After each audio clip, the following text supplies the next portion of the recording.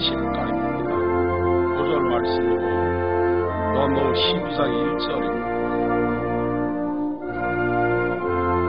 6월절 엿새 전에 예수께서 베다니에 이르신 이곳은 예수께서 죽은 자 가운데서 살리신 나사로에 있는 곳이라. 거기서 예수를 위하여 잔치할세 마르다는 이를 보고 나사로는 예수와 함께 앉은 자 중에 있더라. 마리아는 지극히 비싼 향유 곧 순전한 나드 한 근을 가져다가 예수의 발에 붓고 자기 머리털로 그의 발을 씻으니 향유 냄새가 집에 가득하더라. 제자 중 하나로서 예수를 잡아줄 가룟 유다가 말하되 이 향유를 어찌하여 300데나리온에 팔아 가난한 자들에게 주지 아니하였느냐 하니 이렇게 말함은 가난한 자들을 생각함이 아니요 저는 도적이라 돈 괴를 맞고 거기 넣는 것을 훔쳐가미러라. 예수께서 가라사대 저를 가만두어라. 나의 장사할 날을 위하여 이를 두게 하라. 7절까지 봉독해드렸습니다. 요한복음 강론은 30강입니다. 이제 11장인데요. 벌써 강의 수로는 30강입니다. 제가 얼마나 신중하게 지금 강의를 하고 있는가 하는 것을 보여주는 대목이죠. 저는 요한복음 강론을 빨리 마치고 요한복음의 내용이 무엇이다라는 것을 우리 성도님들에게 빨리 알려주고 싶은 마음이 전혀 없습니다. 어떻게 해서든지 요한복음에서 증거되고 있는 우리 주 예수 그리스도에 대한 그 진리의 내용들을 알게 하고 싶습니다. 한 과목 한 과목 빨리 해서 내가 요한복음 뭐 다 안다 이런 말을 저는 하지도 않는 사람이지만 할 의미도 없다고 생각합니다. 오늘 과연 이 요한복음 30강에서 우리 주 예수 그리스도가 우리에게 드러내고자 하는 그 증거의 내용이 과연 어디에 있고 어떤 의미가 있는가 하는 것입니다. 지난주 강론까지 우리가 중간에 야외 예배가 좀 있어서 한 주를 건너뛰었지만 그러다 보니 2주 만에 지금 요한복음으로 이제 왔는데요. 그 전까지를 가만히 생각해 보면 예수님은 계속해서 당신이 메시아임을 증거하기 위해서 물로 포도주를 만든다라든지 소경의 눈을 뜨게 한다라든지 죽은 나사로를 살린다라든지 뭐 이런 놀라운 일을 행합니다. 자기가 메시아, 구약이 예언하고 있는 메시아다 그거죠. 그래서 당신으로 말미암아 영생하는 떡을 먹게 될 것이고 당신으로 말미암아 전혀 목마르지 아니할 것이다. 계속해서 그리스도만 할 수 있는 일, 하나님만 할 수 있는 일을 계속 증거합니다. 너무 멋있습니다. 누구나 생각할 수 있습니다. 이제 그리스도를 만나면 죽음도 없을 것입니다. 병마도 물러갈 겁니다. 이제 그리스도를 만나면 하늘의 진리의 말씀을 듣게 되고 진리 안에 거하며 사망의 권세에서 벗어나 자유를 누릴 것입니다. 그리스도가 있으면 먹고 자고 마시는 거에 걱정할 것 없습니다. 이제 그리스도를 만나면 모든 것이 만사형통 끝납니다. 그렇게 지금까지 30강에 이르기까지 29강에 이르기까지 전부 그런 내용이었습니다. 가만히 생각해보면 한마디로 저에게 물어본다면 정말 그리스도로서 메시아로서 자기의 능력을 드러내는 겁니다. 이분만 함께하면 이제 이 세상에 왜 태어났는지 왜 사는지 어디로 가는지 모든 것이 이분만 만나면 해결된다 그겁니다. 왜? 그분 안에서 모든 것이 다 이루어지니까. 그렇게 이끌고 오던 이 요한복음이 오늘 30강에서 갑자기 전환을 해버립니다. 무슨 전환? 죽는다는 겁니다. 갑자기 지금까지 죽은 자도 살려내고 병든 자도 고치고 물을 포도주로 변하게 시키고 이런 놀라운 능력을 행하시던 이 메시아가 갑자기 메시아인 당신이 죽는다는 거예요. 그 첫 번째 증거 내용이 바로 이 마리아로 말미암아 향유를 발에 붓고 머리털로 씻어내는 그러한 사건입니다. 막달라 이 마리아처럼 예수님께 이렇게 충성해라, 300데나리온이 넘는 향유를 귀한 것을 하나님께 바쳐라, 이런 거를 가르쳐 주려고 지금 이 사건을 기록하고 있는 게 아니라 지금까지 살려주고 고쳐주고 모든 것을 해결해주는 나의 주 나의 그리스도가 죽는다라는 겁니다. 장사를 위한 준비라는 겁니다. 마리아는 왜 갑자기 향유를 발에다 붓고 머리털로 예수 그리스도의 발을 씻습니까? 알 수 없는 행동을 갑자기 한 겁니다.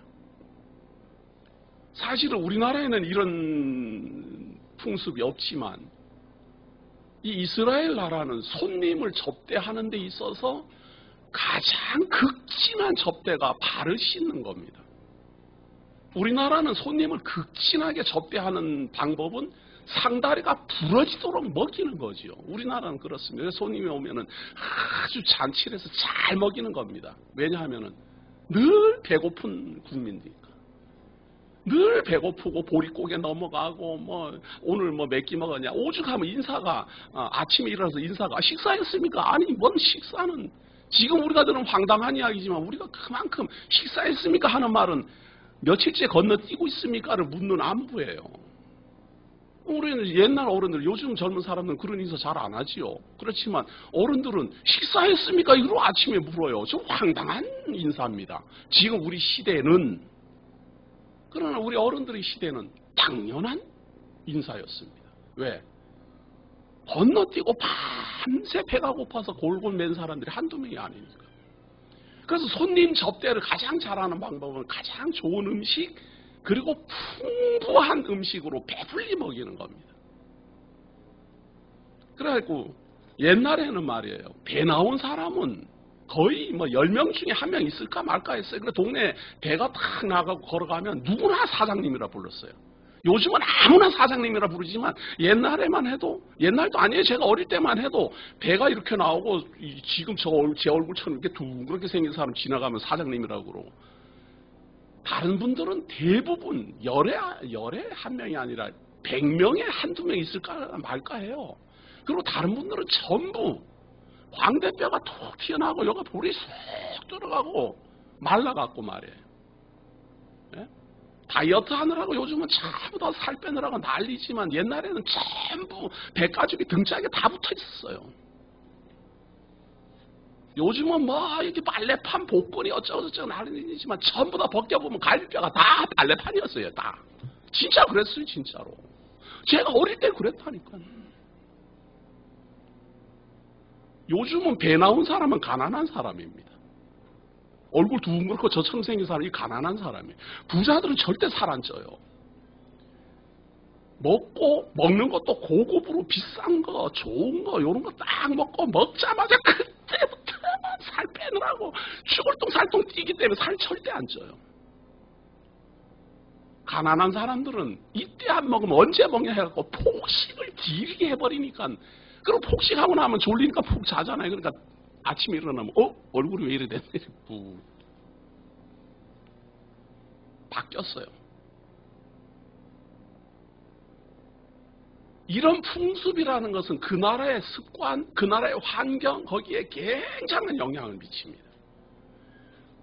우리 유치부 다닐 때, 유초등학교 다닐 때 우리에게 천국을 알려주는 방법이, 선생님들이 천국에 대해서 설명하는 방법이 좋은 음식, 좋은 집, 좋은 옷이었어요. 그걸 이렇게 들으면서 굉장히 행복해했어요. 천국에 가면 마음대로 과일을 먹고 마음대로 바나나를 먹고, 요즘 바나나 이야기가 누가 그거에 참 관심을 기울여서 우리는 바나나가 그렇게 대단한 줄 알았어요. 구경도 못했으니까. 귤을 어쩌다가 귤을 하나 사오면 그걸 껍데기를 까가지고 그거 토막토막 갈라지는 걸 다 갈라가지고 한 토막을 들고 껍데기를 벗겨갖고 알맹이를 꺼내서 먹었어요. 요즘 아이들이 그런 걸 알란가 저는 모르겠습니다. 그런 상태에서는 먹는 것이 굉장한 관심입니다. 이스라엘은 먼지가 많아요. 먼지가 항상 많아요. 많은 환경이 삭막해요. 그러다 보니 발이 늘 더럽고 발이 지저분하고 그리고 씻는 것도 이렇게 순 샌들처럼 이런 것만 신으니까 항상 발이 더러워. 그래서 누구네 집에 이렇게 들어갈 때마다 발을 씻어야 되는 게 중요한 문제예요. 항상 집 앞에 가면은 발을 씻을 수 있는 물이 놓여져 있어요. 들어가면서 자기가 그 물을 퍼갖고 자기 발을 자기가 씻으면 손님도 아니에요. 이거는 그냥 지나가는 나그네 그냥 어쩌다가 물어보러 온 사람이에요. 그때 들어가면서 종이 막 달려나가고 물을 퍼서 발을 씻겨주면 손님이에요. 대접을 받아 마땅한 거예요. 주인이 달려나와서 직접 물을 떠서 씻기면 극진한 손님 중에서도 상전에 속하는 정말 극진히 대접해야 되는 사람이에요. 그러나 향유를 발에 부어서 머리털로 씻어주는 예는 없어요. 이것은 죽은 자에게 행하는 겁니다. 죽은 다음에 시체에서 냄새가 나지 않게 하는 방법으로 향유를 붓고 몸을 깨끗하게 닦아내고 그렇게 해서 냄새 나지 않도록 하는 방법이에요. 지금은 무슨 3일장 있어봐야 사람 죽으면 바로 냉동실에 다 집어넣지만 옛날에는 이게 사람이 죽으면 오랫동안 갑니다. 3일 만에 이렇게 장사 지는 게 아니라 오랫동안 그 방 안에 이렇게 안치를 해야 돼요. 여름날이면 벌써 3일, 4일 막 이렇게 지나가면 이거 감당 안 됩니다. 그렇기 때문에 부자일수록 좋은 향으로 그 시기를 넘겨주는 방법입니다. 살아있는 사람에게는 이런 거 안 합니다. 예수님이 지금 잔치를 하는 거예요. 극진한 손님으로서 대접을 받고 있는 상황이에요. 야, 이분이 나사로를 살렸다, 우리 오빠를 살렸다, 마르다가 있고 마리아가 있고 다 지금 극진한 대접을 하고 있는 그 상황에서 전혀 상황에 맞지 않는 지금 이 일이 벌어진 겁니다. 무슨 예수님이 손님 대접을 진짜 하려면 들어올 때 극진한 대접을 했으면 모를까. 앉아서 지금 잔치가 벌어져서 한참 즐거운데 갑자기 향유를 붓는 것은 쉽게 말해서 썰렁한 일입니다.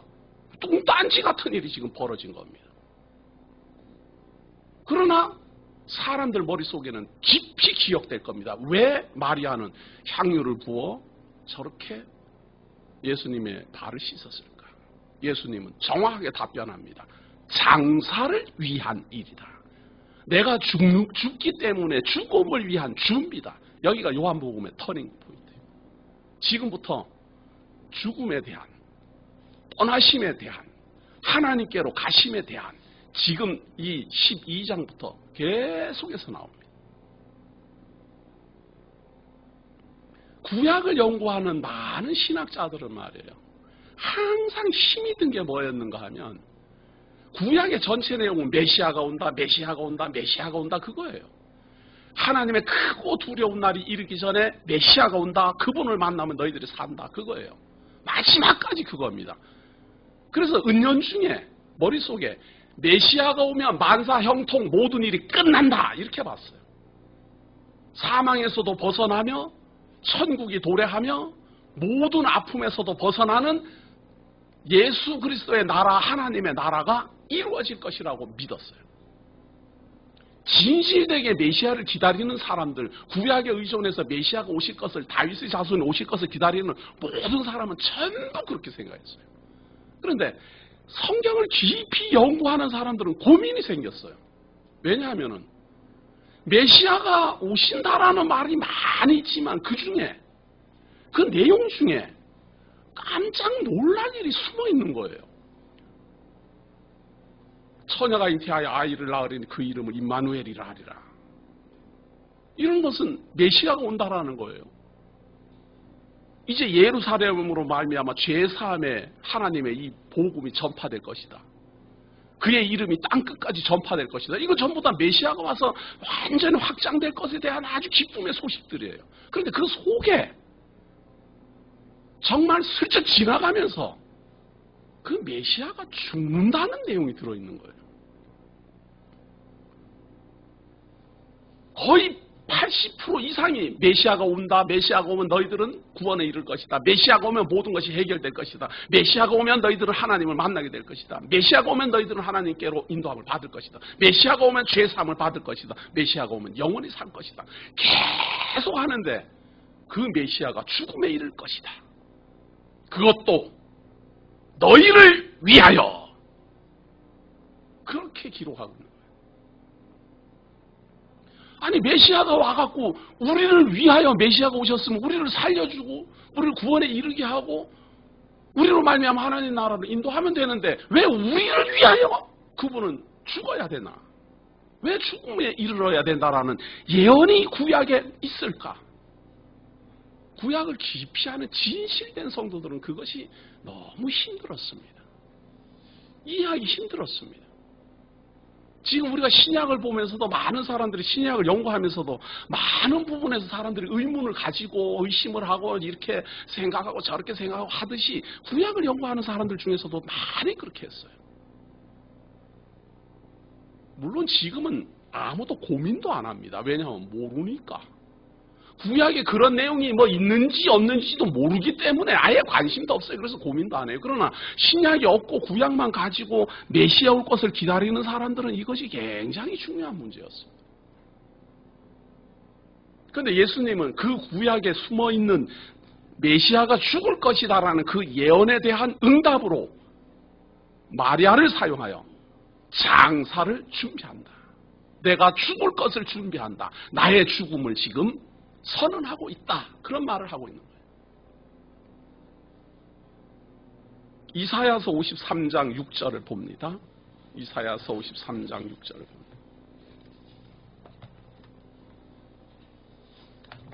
이사야서 53장 6절입니다. 제가 이거 성찬식 할 때마다 많이 읽는 대목이죠. 저는 읽기만 합니다. 왜냐하면 강론 시간에 강론했기 때문에 그것을 기억하기 위해서 읽는 것 뿐이죠. 자, 6절을 한번 보시면 우리는 다 양 같아서 그를 행하여 각기 제 길로 갔거늘 여호와께서는 우리 무리의 죄악을 그에게 담당시키셨도다. 메시아가 오시고 우리를 위하여 찔리고 고난을 받을 것을 예언을 하는데 그 찔리고 고난을 받는 그 이유가 우리의 죄악을 하나님이 그에게 담당시켰다는 거예요. 우리의 죄악을 그에게 넘겨버렸다는 거예요. 강세창의 죄를 이 메시아에게 넘겨버렸다는 거예요. 그러면 그 메시아는 그 죄를 어떻게 감당하는가? 그 나의 죄를 넘겨받아서 우리의 죄를 넘겨받은 그 메시아는 어떻게 감당하는가? 7절입니다. 그가 곤욕을 당하여 괴로울 때에도 그 입을 열지 아니하였으며 마치 도수장으로 끌려가는 어린 양과 털 깎는 자 앞에 잠잠한 양같이 그 입을 열지 아니하였도다. 변명하지 않았다 그 말이에요. 죄가 없이 우리의 죄악을 감당해서 가는 거기 때문에 내가 왜 이 죄를 감당해야 됩니까? 나는 이런 죄가 없습니다. 이런 합리화라든가 변증이라든가 변명이 없다 그 말이에요. 왜냐하면 자기의 죄를 인하여 죽는 게 아니라 우리의 죄를 위하여 죽는 자이기 때문에 변명하지 않아요. 나는 무죄하다라는 말을 할 이유가 없어요. 왜냐하면 나는 무죄한데 남의 죄를 위하여 죽음에 이르는 자니까. 그럼 남의 죄를 왜 그분이 담당합니까? 하나님이 담당시켰어요. 왜 담당시켰을까? 우리를 살리기 위하여 우리의 죄를 해결하도록 담당시켰다 그 말이에요. 누구에게? 메시아에게.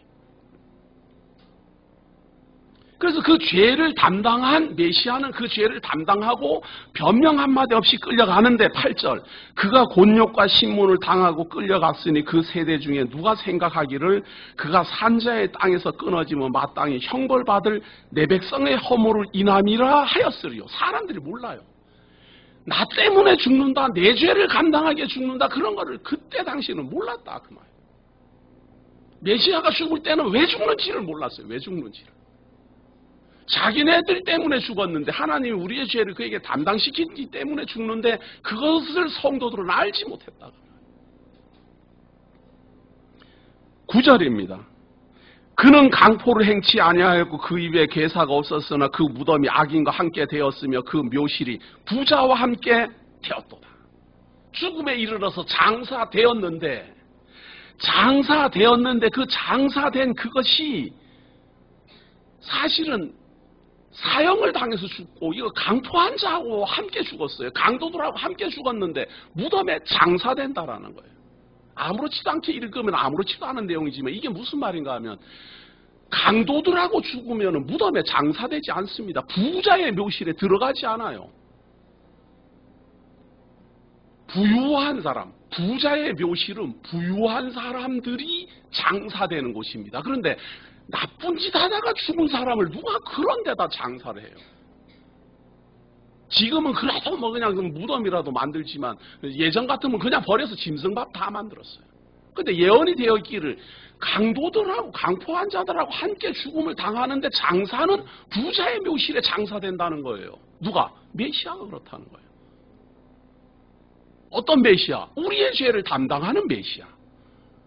메시아라는 말, 그리스도라는 말은 저마다 자기가 그리스도라고 그러니까 그리스도라는 말만 갖고는 판단이 안 돼요. 우리의 죄를 담당하는 우리의 그리스도는 우리의 죄를 담당해서 죽음에 이르는데 강도들하고 함께 죽고 장사되는 묘실은 부자의 묘실에 장사돼요. 정확하게 표시를 해놓는 거예요. 그분만 구약이 예언하고 있는 메시아예요. 자, 조금 더 봅니다. 10절 봅니다. 여호와께서 그로 상함을 받게 하시기를 원하사 질고를 당케 하셨은즉 그 영혼을 속건 제물로 드리기에 이르면 그가 그 씨를 보게 되며 그날은 길 것이요. 자, 이렇게 장사돼 가지고 부자의 묘실에 장사되게 되면은 하나님이 그 장사를 속건 제물, 속죄 제물로 삼는다 그 말이에요. 그 영혼을 속건 제물로 삼게 되면 그때부터는 씨를 보게 돼요. 어떤 씨? 내 씨로 말미암아 만민이 복을 얻을 것이라 한 그 씨를 보게 되는데 그 씨를 보게 되면 그날은 길게 진행돼요. 2000년째 지금 계속 진행하고 있어요. 그날이 길 것이요. 또 그의 손으로 여호와의 뜻을 성취하리라. 그의 손으로 여호와의 뜻을 성취하리라. 속건제물로 드려지고 그의 날은 길어지고 그리고 이 모든 죄악을 다 감당하는 하나님의 뜻을 그 메시아가 이루어낼 것이다. 조금 더 봅니다. 11절입니다. 가라사대 그가 자기 영혼에 수고한 것을 보고 만족히 여길 것이라. 나의 의로운 종이 자기 지식으로 많은 사람을 의롭게 하며 또 그들의 죄악을 친히 감당하리라. 우리의 죄악을 친히 그분이 감당하리라. 이러므로 내가 그로 존귀한 자와 함께 분깃을 얻게 하며 강한 자와 함께 영혼 탈취한 것을 나뉘게 하리니 그가 자기 영혼을 버려 사망에 이르게 하며 범죄자 중에 하나로 헤아림을 입었음이라. 그러나 실상은 그가 많은 사람의 죄를 지며 범죄자를 위하여 기도하였느니라 하시니라. 구약을 자세하게 살피고 연구하는 사람들은 이 내용을 도저히 해석하기가 힘들었어요. 메시아가 오기는 오는데 오면은 우리의 죄를 그분에게 감당시키고 그는 강도들과 함께 죽고 무덤에 부자의 무덤에 장사되고 그렇게 장사되고 나면 그의 날이 길어질 것이고 그의 날이 길어지는 것은 그분이 기뻐해요. 오히려 자기로 말미암아 많은 사람이 죄사함을 받고 많은 사람이 구원에 이르고 많은 사람의 복을 듣고 그 씨로 말미암아 많은 사람이 하나님의 성도가 된다 이 말이에요. 그걸 보고 많은 사람이 기뻐하게 될 이러한 이사야의 예언을 해석하는 해석자들은 납득을 할 수가 없었어요. 우리는 과연 어떠합니까? 이거는 해석이 아니에요. 역사적 사실이에요. 역사적 사실로 이미 이루어진 거예요. 이거는 우리가 해석을 따로 할 필요가 없어요. 우리의 메시아 예수 그리스도가 강도들과 함께 십자가에 달려 죽고 아리마대 부자 요셉의 무덤에 장사되고 그로 말미암아 아브라함과 다윗의 자손 예수 그리스도가 부활하심으로 만민이 복을 얻으리라 한 그 씨를 보게 되고 그로 말미암아 초대 교회가 열리고 초대 교회로 말미암아 땅끝으로 복음이 전파됩니다. 복음 중에 복음. 우리의 죄를 감당하셨다. 누가? 메시아가. 우리의 죄를 그리스도가 해결했다. 누가? 예수라는 이름을 가진 그리스도가. 이걸 믿는 사람들을 기독교 성도라 그렇게 말합니다. 예수님이 오기도 전 720년 전의 예언이며 예수 그리스도로 말미암아 성취된 놀라운 대속제물, 속건제물의 표적입니다. 이 이사야의 예언을, 이 선지자의 예언을 예수 그리스도는 이루기 위하여 지금까지는 계속 죽은 나사로를 살리고 병을 고치고 계속해서 메시아로서의 권능, 전지전능하심을 계속 보여주더니 이제 장사를 준비시킵니다. 얼마나 놀라운 지금 내용이 나오고 있습니까? 이걸 가지고 한낱 300데나리온에 팔면은 그걸 가지고 가난한 사람들을 구제하면 얼마나 많은 사람을 구제할 텐데. 요한복음으로 돌아가서 한번 보세요. 이 7절에 보세요. 예수께서 가라사대 저를 가만두어 나의 장사할 날을 위하여 일을 두게 하라. 가난한 자들은 항상 너희와 함께 있거니와 나는 항상 있지 아니하리라 하시니라.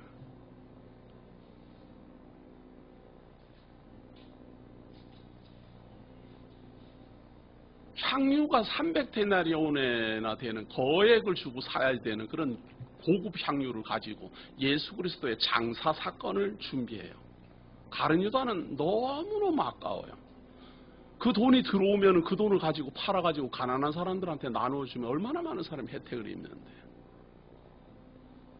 그럼 우리 한번 생각해 봅시다. 가난한 사람에게 혜택을 한번 베풀어 주면은 가난한 사람이 없어집니까? 가난한 사람이 없어져요? 구제 사업을 많은 사람들이 하고 구제 사업을 굉장히 좋아하고 그걸 대단한 일로 봅니다. 그러면 가난한 사람을 위하여 구제 사업을 하면 그 가난한 사람이 가난에서 벗어나고 물론 벗어나는 사람도 있을 거예요. 그런데 제가 말하는 거는 가난하다라고 칭해지는 그런 사람들이 없어지느냐 그 말이에요. 가난한 사람은 인류가 아담 출생으로부터 지금까지 부자가 있으면 가난한 사람이 있었어요. 끊임없이 나오는 게 가난한 사람이에요. 끊임없이 나오는 게 부자인 사람이에요. 부자였다가 가난해지고 가난해졌다가 부자가 되고 순서가 바뀔 수는 있어도 가난한 사람은 항상 있고 부자는 항상 있고 굶어 죽는 사람은 항상 있고 배부른 사람은 항상 있어요. 지금 우리가 가장 중요하게 생각해야지 되는 것은 기독교 성도가 가장 중요하게 생각해야 되는 것은 가난한 사람이 중요하다. 무슨 참 의로운 사람이 중요하다. 혹은 선한 사람이 중요하다. 의인이 중요하다. 이런 게 중요한 게 아니고 순교하는 사람은 그냥 인류 역사상 계속 있었고 의로운 사람도 계속 있었고 구제하는 사람도 계속 있었고 가난한 사람도 계속 있었어요. 메시아는 단 한 번밖에 없다 그 말이에요. 우리의 죄를 감당하고 우리를 위하여 죽으시고 우리로 말미암아 장사될 자는 단 한 명밖에 없다. 과거에도 없었고 그 후에도 없을 겁니다. 가난한 사람에게 오늘 내가 도와줘야 되는데 못 도와줬어도 다음에 내가 또 기회 있으면 또 도와줄 수 있어요. 왜냐하면 항상 오는 사람이 가난한 사람. 메시아는 이분을 못 만나면 살 길이 없어요. 인류 역사 이래 과거로부터 이때까지 그리고 그 이후로 메시아는 다시는 출현하지 않아요. 대한민국이나 메시아가 맨날 그냥 연도수마다 그냥 이단 메시아들이 줄줄이 나타나지 성경적으로 봤을 때는 2000년 전에 갈릴리 유대 땅에서 태어나시고 베들레헴에서 출생하시고 갈릴리 유대 땅에서 활동하시고 그분 외에 십자가에 달려 죽으신 그분 외에 우리의 죄를 감당할 속건제물로 죽으실 하나님이 우리의 죄를 감당시킬 메시아는 이분 단 한 분뿐이에요. 단 한 번의 속건제물, 단 한 번의 십자가 사건, 단 한 번의 구원의 사건이에요. 이분을 누구하고 비교하는 거예요? 누구하고? 구제 활동에 대해서 많은 사람들은 생각해요. 그 사람들 틀린 생각하는 구제하는 게 뭐가 잘못이에요? 가난한 사람 도와주는 게 뭐가 잘못이에요? 그러나 예수 안 믿어도 하는 게 구제 사업이에요. 가난한 사람 항상 있기 때문에 부유한 사람 돈 많이 벌면 가난한 사람한테 좀 나눠주십시오. 나눠줘요. 뭐 종교 뭐 이런 거 따질 필요 하나 없어요. 우리가 세상 살면서 나는 배부른데 저 사람 배고프다. 나눠주는 거 당연한 거예요. 이게 사람 관계예요. 뭐 메시아니 성경이니 진리니 뭐니 이런 말은 하나 필요 없어요. 우리 인정으로도 얼마든지 할 수 있는 거예요. 그러나 제가 이 시간을 실어서 당부드립니다. 남의 돈으로 구제사업하는 사람은 쳐다도 보지 마십시오. 지 돈 갖고 구제사업하는 사람이 잘하는 사람이지 남한테 돈 받아갖고 구제사업하는 사람한테는 아예 쳐다도 보지 마십시오. 바로 가룟유다 같은 사람이에요. 저 300데나리온이나 되는 저거를 왜 저걸 저렇게 허비하냐 말이에요. 놔두면은 자기가 가져다가 그거 쓸 거니까. 가난한 사람 핑계대고 그냥 여기저기서 섭외해갖고 돈 들어오고 나면 가난한 사람 위해서 쓰긴 써요. 한 10분의 1 정도 가난한 사람 위해서 쓰고 10분의 9는 지가 가지고. 진짜 구제사업 하려면 돈 열심히 벌어서 자기 걸 가지고 자기가 쓰세요. 자기가. 직접 전달 못하면 남한테 심부름 시켜서라도 자기가 직접 다 했어요. 그런데 뭔 사업한다, 뭐 신문에 나오고 방송에 나오고 어쩌고 저쩌고 1,004명, 천사라고 1,004명 모집만 한다는 어쩐다는. 강 목사는 그런 데 하나 안 합니다. 이건 제가 가만히 생각해봐도 그렇고 그런 짓을 하는 사람의 행태도 그렇고. 근데 참 대한민국 이상해요. 그런 걸 하면 순식간에 부자가 돼요. 순식간에 망하는 게 문제이긴 하지만. 그분은 돈 버는 방법이 그런 방법밖에 모르기 때문에 그런 방법으로 안 되면은 뭐 돈도 못 벌어요. 그 다음부터는 밥도 못 먹더만요. 왜? 남의 거 받아갖고 남한테 나눠주고 나머지 자기가 챙겨 먹는 거니까. 진짜 가난한 사람을 생각하고 진짜 구제하고 그렇게 하려면 말이에요. 대구에 아주 특이한 사람 한 명 있더만요. 저도 그 사람 유심히 봤어요. 밤 시간만 되면 밤이 되면 말이에요. 대구역하고 이 근동에 그 사람 잠깐 나타났다가 사라져요. 비닐봉투에다가 빵을 이렇게 한 봉투 빵을 잔뜩 사갖고 그 노숙자들한테 뭐 묻지도 않아요. 노숙자들한테 빵을 막 나눠줘요. 막 나눠주고 순식간에 사라져요. 홍길동처럼. 카메라맨이 그 사람을 잡으려고 기다렸다가 막 잠복하고 막 해도 아직도 못 잡았어요. 카메라를 들이대는 순간 도망가 버리는 뭐 방법이 있어요 말이죠. 뒤통수라도 잘 보세요. 누군가. 꼭 그렇게 하라는 게 아니라 좀 그런 생각으로 좀 가난한 사람 살폈으면 좋겠어요. 저는.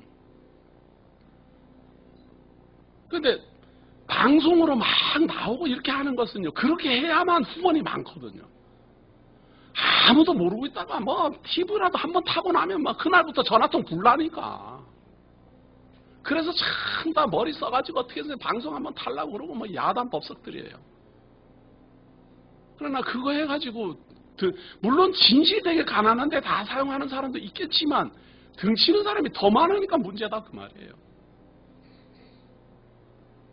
특히 예수를 그리스도로 증거하는 사람이 구제사업이 그냥 교회의 목적인 줄 알까봐 두려워요. 저는. 아니 지금 우리가 하는 일이 우리 일평생에 단 한 번, 인류 역사상 단 한 번, 아담 타락 이후 단 한 번 오시는 우리 주 예수 그리스도에 대한 이 속건 재물의 역사, 이 표적, 이 놀라운 우리를 위하여 죽으시는 그분에 대한 이 놀라운 하나님의 진리의 계시의 말씀을 증거하기에 거기에 우리 교회의 목적이 있고 사명이 있고 임무가 있어요. 가난한 사람은 항상 만날 수 있고 내가 여유가 있으면 언제든지 도와줄 수 있어요. 그러나 이 메시아를 우리가 인생에 이 일생에 태어나서 못 만나면 언제 만날 거예요? 언제든지 뭐 교회야 언제든지 뭐 매주 뭐 예배 드리는 건데 뭐 언제든지 매주 이런 내용 강론해요? 제가 말이에요. 제가 우리 성도님들을 한번 연구해 봤어요. 강목사는 막 그냥 창세기부터 요한계시록까지 열심히 강론하는데 왜 이렇게 대중성이 없을까? 대중성이 있는 사람들은 어떤 특징이 있을까? 제가 봤어요. 어떤 특징이 있는 줄 아는 대중성이 있는 사람은 간단한 거 한두 개 가지고요. 계속해서 그거 반복해요. 이 교회 가서 강의한 내용이나 저 교회 가서 강의한 내용이 항상 똑같아요. 그런 강사들은요, 자기 따라다니는 사람 정말 싫어요. 왜냐하면 농담까지 똑같이 하는데 그 두 번만 따라가 보면 다 웃지도 않잖아요. 다 분위기 다 깨고. 레파토리 다양하면 안 돼요. 한두 개 가지고 그것도 쌈박한 거 아주 그냥 기억에 남을 거 아주 중요한 내용 이런 거 가지고 그냥 열심히 해서 세뇌되다시피 아주 그냥 그걸로 계속 주입하는 거예요. 그럼 성도들은 어떠한가? 세상 어떤 성도가 성경 66권 다 배운 다음에 예수가 메시아로구나, 하나님이 살아계시는구나, 그러면서 교회 생활하고 그러면서 성도 생활하고 그러면서 집사하고 그러면서 장로하고 그러면서 목사 되는 사람 누가 있어요? 우리 대구 장로교 성도들도 마찬가지예요. 어디 가고 예배 한번 드리다가 한번 가슴 뭉클하고 가슴 뚜끔하고 감동 한두 번 받은 그걸로 평생 성도 생활해요. 어디선가 깊이 자기한테 심겨진 그걸로 가지고 나머지를 다 배워갖고 하는 게 아니라 그걸로 가지고 나머지를 다 이해하는 거예요. 로마서 그냥 강론 한두 편 듣고 그걸로 나머지를 다 이해하는 거예요. 창세기에서 어디 한두 개 꽂히면은 그걸로 나머지를 다 이해하는 거예요. 그런데 대구 장로교는 가만히 보면 66권 다 배워야지만 뭐가 될 것 같아요. 분위기상 그래요. 중요한 건 저는 알아도 그렇게 못한다는 데 문제가 있어요. 알면 이렇게 뭐 바꿔서 하고 이런 참 좋은데 알아도 못하는 사람은 그게 안 돼요. 너무 무성의한 것 같아요. 계속 뭐 했던 거 말하려면 뭐 연구할 게 뭐 있어요. 가만히 들어보십시오. 10년 전에 한 설교나 20년 전에 한 설교나 똑같이 하는 사람 인기 좋아요. 다른 데 멀리 보지 말아요. 우리들 모임에도 그런 사람이 있어요. 인기 좋아요. 인기 좋아요. 저는 납득을 못 하겠어요. 납득을 못 하겠어요. 왜 그럴까? 성도들이 아는 말을 해주니까. 나 그거 알아. 감동스러워. 아는 말을 해주니까 감동스러운 거예요. 근데 만날 새로우면요, 생각하기 바빠요. 응? 마리아의 향유 사건에 이름 짚었듯이 만날 새롭다 보니 만날 이건 무슨 감동받을 시간이 있나 말이에요. 그냥 뭔가 새로운 거예요.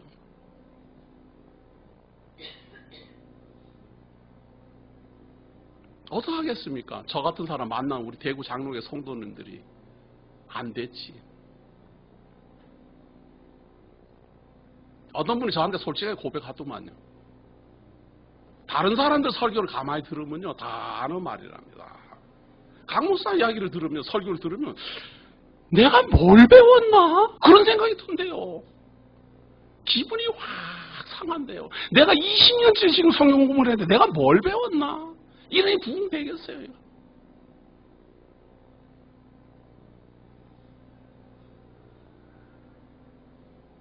어떡하겠습니까? 저는 그래도 자꾸 연구해야 되는 사람인데요.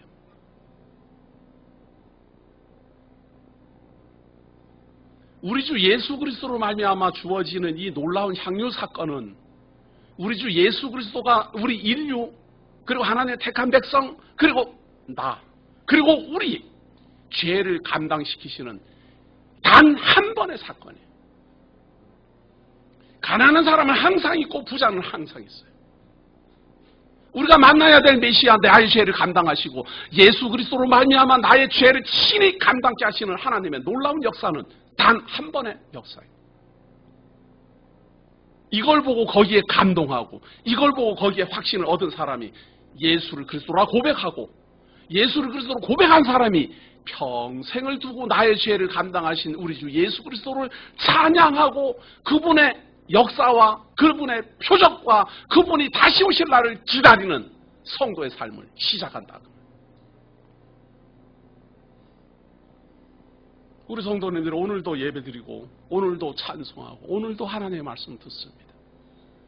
그 가장 시작점은 전부 다 저마다 여기에 감동받았다 저기에 감동받았다 다 다를 수 있지만 단 그 시작의 출발점은 사실은 알고 보면 전부 똑같아요. 일단 죄인인 줄 알아야 돼요. 죄인인 줄 알아야 돼요. 죄인인 줄을 알아야 돼요. 죄를 깨달아야 돼요. 내가 심판받아 죽을 자임을 알아야 돼요. 그 다음 그것을 예수 그리스도가 감당했다 그거예요. 거기가 하나님을 믿는 중생하여 거듭난 성도의 가장 첫 걸음이에요. 그것이 달통한 부분이 아니고 거기가 첫 걸음, 갓난아기 첫 걸음이다 이 말이에요. 그리스도가 나를 위하여 죽으셨구나, 우리를 위하여 죽으셨구나, 창세전에 택한 자를 위하여 속건제물로 죽으셨구나. 예수 그리스도 오기도 전에 이미 예언되어 있었고 예수 그리스도로 말미암아 이루어지고 지금 마리아로 말미암아 그 내용이 상세히 소개되고 있구나. 세상을 살아가면서 부자도 만나고 가난한 사람도 만나고 이런 사람 저런 사람 다 만나는 것은 흘러 지나가는 거예요. 그리스도는 단 한 번 만났고 그분을 떠나면 이제는 다른 메시아는 없어요. 메시아는 예수 그리스도 단 한 분으로 끝나는 것이지 예수도 메시아고 다른 분도 메시아고 이런 건 없다 그 말이에요. 그러나 생각이 확 흐트러져 버리면 뭐 굳이 하는 일도 중요하고 봉사하는 일도 중요하고 헌금하는 일도 중요하고 그러다 보니 눈이 어떻게 돌아가는가 하면 와 저거 향유 저거 300데나리온에 되는 저 돈, 야 저 돈을 어디다 사용할까? 이 가룟유다는 어떤 사람인가 하면요, 지금 이 성경에는 가룟유다에 대해서 자세히는 안 나오지만 열혈당원 중에 한 명으로 봅니다. 열혈당원은 예수 그리스도가 오실 무렵에 정치적으로 상당히 인기 있는 의적입니다. 부자들 걸 훔쳐서 가난한 사람들한테 나눠주고 로마 제국을 상대로 해서 대항하고 세금을 내는 사람, 이 로마 제국의 아첨에서 헤롯 땅파 같은 사람들은 아첨해갖고 세금 거둬라 하고 세금 거둬라 하고 특권을 주면은 세금 1억만 거둬라 이러면 그 지역에 가서 2억 걷어갖고 1억은 갖다 바치고 1억은 나눠 먹고 이러는 사람들, 그런 사람들 집에 들어가갖고는 그냥 뺏어가지고 가난한 사람들한테 나눠주고 이런 사람들이 열혈당원이에요. 우리나라로 말하면 임꺽정이 비슷한 홍길동이 같은 그런 사람들이 얼마나 자기 민족을 생각하고 자기네 국민을 생각하고 하나님도 믿어요. 하나님을 믿으니까 우리가 하나님께 세금 바쳐야지 왜 로마 황제에게 세금 바치느냐 이런 주장을 하는 거 아니에요? 하나님도 열심히 믿어요. 메시아도 기다려요. 메시아도 기다려요. 어떤 메시아? 메시아가 오기만 하면 저 로마를 그냥 그냥 다 쳐부시고 그냥 로마 제국을 다 깡그리 무너뜨리고 우리 민족을 막 부강시켜야 된단 말이죠. 부자들은 깡그리 심판해서 다 지옥 보내버리고 가난한 사람을 다 살려내야 된다. 이런 사람들이 의협심이 막 강하잖아요. 지금도 우리 주변에서 그런 생각 가지고 구제사업하는 사람 많아요. 이용하는 사람도 많지만 진짜로 가슴이 뜨거워갖고 가난한 사람을 위해서 그러는 사람도 있다 이 말이에요. 문제는 처음에는 정말 가슴이 뜨거워갖고 가난한 사람을 위해서 자기를 희생해서 막 하다가 어느 날 이거 봐라 돈 되네? 이래갖고 변하는 게 문제예요. 처음에는 진짜 가난한 사람 불쌍하고 그래갖고 인정이 막 넘쳐갖고 그냥 그런 구제사업을 이렇게 하다 보니까 어느 날 갑자기 어디 다니면서 일하는 것보다 돈이 쉽게 벌리는 거예요. 가난한 사람 돕기 위해서 어디 가고 일당 잡부해봐야 요즘 한 10만 원 받을 텐데 말이에요. 그렇게 10만 원 받아갖고 10만 원을 구제사업 하느니 구제사업 한다고 여기저기 가다 보면 누가 구제사업에 보태 쓰십시오 하고 가난한 사람은 한 10만 원 내지 부자들은 몇 천만 원 집어줘요. 그러면 이거 일당 잡부하는 것보다 이게 훨씬 낫겠네. 그런 생각 누구나 획 돌아간다 그 말이에요. 제가 아는 어떤 목사님도 그러더만요. 시골에 갔더니 젊은 사람은 하나도 없고 노인들만 있더라니. 노인들만 있어요. 그리고 거기다 교회를 또 개척했는데 노인들 한 서너 명 나오고 이거 교회가 붕 될 것 같지도 않아요. 자기는 돈도 없고. 어떻게 해서 이 동네에서 성도들을 모으고 교회를 부흥시킬까 연구를 하다가 노인잔치를 해야 되겠다. 이런 생각이 들은 거예요. 어느 날 보니까 노인잔치를 하는 이런 게 나오니까. 그래가지고 노인들 그 동네에 있는 사람들 모아가지고 그냥 노인장치를 교회에서 막 해주고 막 이렇게 했더니 그걸 처음에 할 때는 막 좋아갖고 막 먹고 뭐 마시고 뭐 즐기고 뭐 이렇게 돌려보내고 그래갖고 이게 교회 분위기가 사람들이 막 좋아지니까 이거 괜찮다 하는 생각이 들어서 한 번 더 했대요. 그래 두 번째 할 때 누가 2천만 원을 주고 갔더랍니다. 잔치가 끝났더니 자기를 부르더니 이거 수고 많다고 우리가 참 부모님들 못 섬기고 그러는데 목사님 참 놀라운 일 하신다고 그래도 2천만 원 주고 가더라는 거예요. 그때만 해도 얼마나 순진하고 얼마나 좋았겠어요.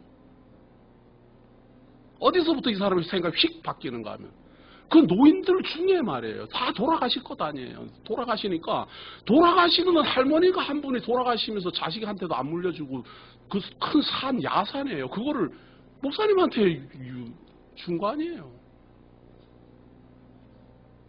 갑자기 큰 산이 생겨버린 거예요. 노인사업 다 하세요. 돈 벌고 싶으신 분들 노인사업 한번 해보세요. 그때부터 그 순진하게 진짜 시골 사람들을 위해서 이렇게 하던 사람이 그 땅을 어떻게 이용할까 이걸 해갖고 무슨 뭐 사업을 할까 어떻게 할까 저러다 정말 잘 나갔어요. 정말 잘 나갔어요. 한참 잘 나갔어요. 놀라운 거는 망하는 것도 순식간에 망해갖고 저로 하여금 참 진짜 믿어지지가 않죠. 한 십몇 년 사이에 이 변화의 기복이 하늘 끝까지 올라갔다 땅으로 그냥 그대로 박히는 걸 제가 그대로 보니까 말이에요. 정말 깜짝 놀랄 정도로 달라져요. 우리 성도들 제 설교 듣는 분들은 잘 올라갈 때 얼른 챙기고 더 이상 하지 말아요. 더 하면 거꾸로질 수가 있어요. 언제 꺾이는지는 저도 몰라요. 그러니까 제주껏 챙기고 교회가 그런 거 하는 게 교회입니까?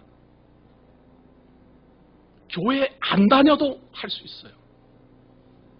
불교인도 할 수 있고 유교인도 할 수 있고 종교 아무 사용 안 해도 할 수 있는 거예요. 그런 건 다 할 수 있는 거예요. 교회의 목적은 거기에 있지 않다 그 말이에요. 교회는 뭡니까? 우리의 죄를 감당하신 나의 죄를 감당하신 인류 역사 이래 단 한 번 출현하는 우리의 인류 역사 이래 단 한 번 제사 지내는 단 한 번 속건 제물로 드려지는 영원한 제사 우리 주 예수 그리스도의 십자가 사건을 증거하는 게 우리의 목적이다. 이것이 진리고 이 안에서 우리가 사망 권세에서 해방을 얻는 것이며 이것으로 말미암아 죄에서 벗어나고 이것으로 말미암아 하나님의 성도라 인침을 받으며 이것으로 말미암아 거룩타 하는 하나님의 손길을 얻는다. 어떻게 구제사업하고 비교가 됩니까? 한쪽은 영원한 생명, 한쪽은 일시적인 일용할 양식. 비교가 안 되잖아요. 영원한 죄사함, 잠깐 동안의 배부름, 비교가 안 되잖아요. 무슨 말인가 하면 우리가 지금 교회를 섬기고 예수를 그리스도로 증거하며 하나님을 선포하고 하나님의 말씀을 증거하는 이 놀라운 일이 세상 사람들이 비교할 수 없는 그런 대단한 일을 하고 있는데 우리가 그걸 모르고 비교를 그런 데다 한다 그 말이에요. 제가 알려드릴게요. 천주교는 구제사업 얼마나 많이 합니까? 천주교는 나오면 구제사업 많이 돼서 옵니다. 많은 사람들이 그 구제사업에 동참하느라고 돈 어마어마하게 갖다 바칩니다. 누가 알게 뭐예요? 누구나 다 구제사업 하는데 돈 내는 사람은 전 명확하게 안 밝히고 내기 때문에 얼마나 들어가는지 아무도 몰라요. 다 비자금 조성할 수 있고 뭐 얼마나 들어가는지 나가는지 아무도 몰라요. 누가 확인도 못해요. 구제사업 하는 거 표시만 내주면 돼요. 여기저기 표시만 좀 내주면 돼요. 한 100억 들어오면 거기서 한 1억만 써도 와, 저 사람 진짜 구제사업 하는구나 다 알 거예요.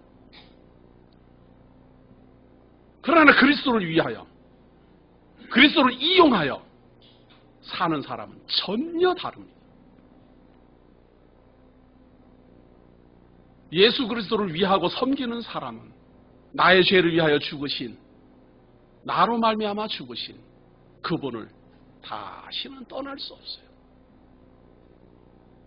내 일생에 단 한 번 내게로 나에게 손을 내밀고 그분이 아니면 내가 죽어야 될 놀라운 장사를 지내신, 내가 찔려야 될 것을 대신 찔리신, 내가 맞아야 될 것을 대신 맞으신 그분을 떠날 수 없어요.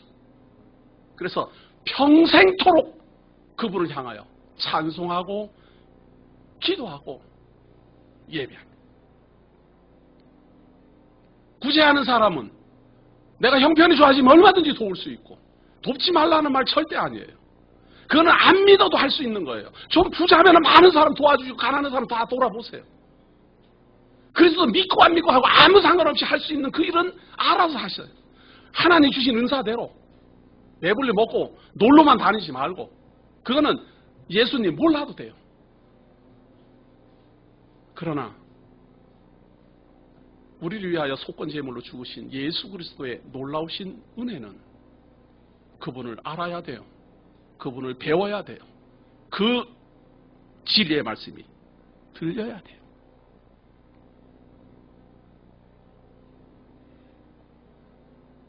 한낱 마리아의 향유 사건이 구제사업하고 비교될 수 없는 것처럼 우리도 예수 그리스도를 믿는 우리의 이 성도 생활이 세상에 허다한 사람이 경험하는 일반적인 구제라든지 의로운 일이라든지 무슨 봉사활동이라든지 무슨 여행이라든지 이런 것으로 비교될까봐 저는 너무도 두렵습니다. 우리의 여행은 영원한 하나님 나라의 여행이요.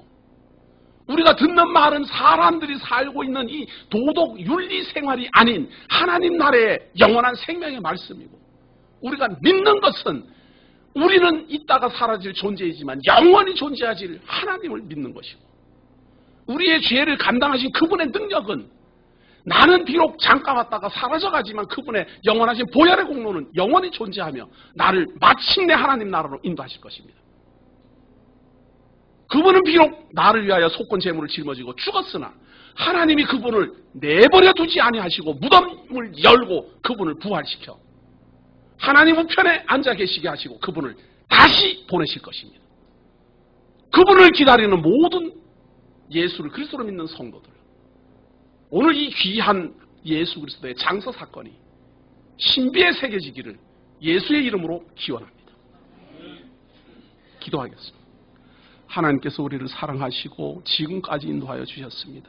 비교할 수 없는 우리 주 예수 그리스도의 놀라우신 사건을 우리가 확인합니다. 우리를 위하여 죽으시고 하나님은 그에게 우리의 죄를 감당시키시고 우리를 위하여 무덤에 장사되고 우리를 위하여 하나님의 영원한 나라로 들어가는 길을 여신 우리 주 예수 그리스도의 증거 내용을 우리가 확인합니다.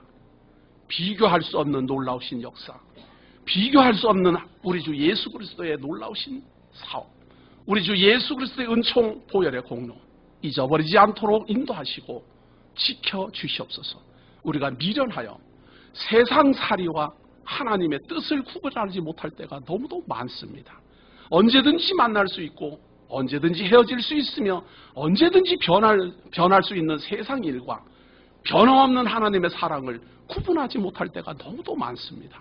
그럴 때마다 하나님이여 선명하신 하나님의 말씀을 따라 우리가 알아야 되고 배워야 되고 신비에 새겨야 될 말씀은 무엇이며 진리는 무엇인지, 이 세상을 살아가면서 잠깐 동안 가져야 되고 잠깐 동안 사용해야 되며 잠깐 동안 이용해야 될 세상살이는 무엇인지 바르게 구분하여 무엇이 참이요 무엇이 지나갈 나그네의 길인지 구분하여 사용하게 하옵소서. 오늘도 이 귀한 시간을 통해서 하나님의 말씀을 배우고 확신에 거하는 하나님의 성도들이 있습니다. 잊어버리지 않도록 하시고 우리가 어떤 위치에 있으며 어떤 자리에 있는